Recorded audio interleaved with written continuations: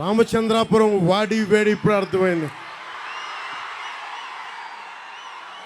3 గంటల క్రితం ప్రారంభమైతే దారి పొడుగుతా మీ నీరాజనాలు, మీ ప్రేమాభిమానాలు సరిగ్గా 9:50కి వచ్చి మీకు నా స్పీచ్ సమయం తగ్గిపోయింది. ఎలక్షన్ కోడ్ ప్రకారం 10కి మించి నేను బయటకు కూడా కనిపించకూడదు.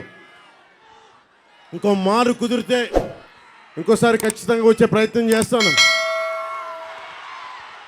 ఒకటే మాట, ప్రభుత్వం మారబోతోంది, మన ప్రభుత్వం వస్తోంది. వైసీపీ అవినీతి కోటలు బద్దలు కొడుతున్నాం. ఒకటే మాట, కులాలను కలపాలి, సమాజాన్ని విచ్ఛిన్నం చేయకూడదు.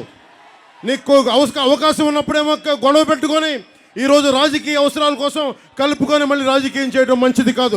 ఈ యువతరానికి ఏ సంపద విడిచిపెట్టాం? యుద్ధము, రక్తము, కన్నీరు తప్ప, గాయాలు, బాధలు, వేదనలు తప్ప, కళ్ళు తప్ప, పిరికితనం, మోసం తప్ప.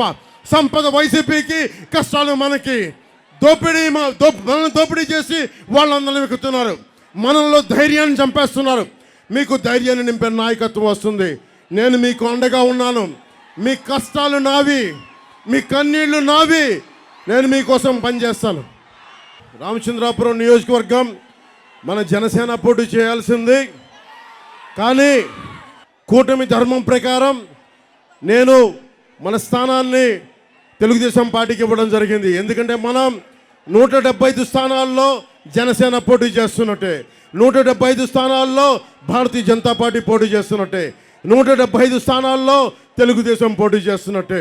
ఈసారి స్థిరత్వం కావాలి, సుస్థిరత కావాలి, మీకు ఉపాధి అవకాశాలు కావాలి, వలసలు ఆగాలి, సాగునీరు రావాలి, తాగునీరు కావాలి, కాలుష్యం పోవాలి, రోడ్లు, గుంతలు లేని రోడ్లు కావాలి. ప్రతి ఒక్కరికి అండగా ఉండే ప్రభుత్వం రావాలి. ఆ దిశగా నేను ఈ రోజున తెలుగుదేశం సైకిల్ గుర్తు మీద మన రామచంద్రాపురం నుంచి వాసంశెట్టి సుభాష్ గారిని మనస్ఫూర్తిగా గెలిపించమని మిమ్మల్ని కోరుకుంటా ఉన్నాను. అలాగే మన అమలాపురం పార్లమెంట్ అభ్యర్థిగా మనకి జిఎం హరీష్ గారిని గెలిపించవలసిందిగా కోరుకుంటున్నాను. మన అందరూ చెప్తా ఉన్నారు, పిఠాపురంలో మనం విజయకేతనం ఎగరవేస్తున్నాం. దానికి తెలుగుదేశం పార్టీ సంపూర్ణ సహాయ సహకారాలు అందిస్తూ ఉంది.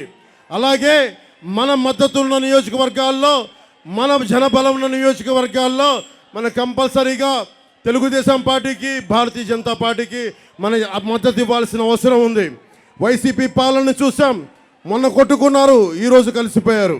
అలా కాకుండా ఎప్పుడు కూడా గొడవలు పెట్టే వ్యక్తిత్వం సమాజం కాదు, కలిపే ఉంచే వాళ్ళు కావాలి. దాంట్లో భాగంగానే నేను మన జనసేన నాయకులందరికీ, సీట్లు త్యాగం చేసిన జనసేన నాయకులందరికీ పేరు పేరున మనస్ఫూర్తిగా నా కృతజ్ఞతలు చెప్పుకుంటా ఉన్నా. ఇది నా సైన్యం. మా ఆడపడుచులకి ఒకటే మొక్కుతున్నా, అమ్మా మీరు కూటమిని గెలిపించండి. మీ కష్టాలతో మేము అండగా ఉంటాం, మీకోసం నిలబడతాం. పవన్ కళ్యాణ్ ది గ్యారంటీ, మీకు అండగా ఉంటామని తెలియజేసుకుంటూ, అలాగే మండపేట కూడా మన జోగేశ్వరరావు గారిని మనస్ఫూర్తిగా గెలిపించవలసిందిగా కోరుకుంటున్నాను సైకిల్ గుర్తు మీద. ఎందుకంటే నేను మండపేట కూడా వెళ్ళడానికి ప్రయత్నం చేస్తా. నాకు తృప్తి సరిపోలా. రామచంద్రాపురంకి 3 నిమిషాలకు సరిపోలా. 45 నిమిషాలు మాట్లాడాలి, గంట మాట్లాడాలి, గంటన్నర మాట్లాడాలి. ఒక్కొక్కరు మనసు విప్పి మాట్లాడుకోవాలి. ఒక్కొక్క ఆడపడుచుతోటి, ఒక్కొక్క మబ్బుల్లో పరిగెత్తే పిడుగులు లాంటి నా జన సైనికుల కోసం మనసు విప్పి మాట్లాడుకునే సమయం కోసం ఎదురు చూస్తూ ఉన్నాను. దారి పొడవునా మీరు లేకపోతే, వాలంటీర్స్ లేకపోతే మనకి వారాహి సభలు చేయలేం. అలాగే భవన నిర్మాణ కార్మికులకి మేము అండగా ఉంటాం, మీకోసం నిలబడతాం.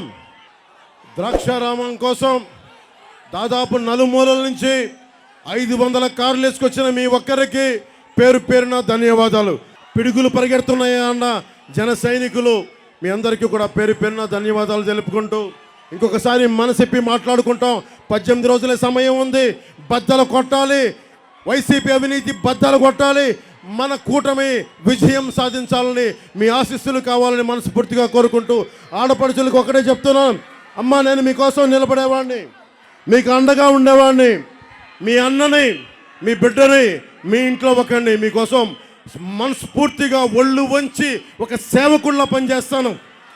పిఠాపురం నుంచి మనం విజయకేతను ఎగరవేస్తామని తెలియజేసుకుంటూ, కూటమికి మీ సంపూర్ణ మద్దతు పలకాలను తెలియజేసుకుంటూ, వాసంశెట్టి సుభాష్ గారిని భారీ మెజారిటీతో గెలిపించండి.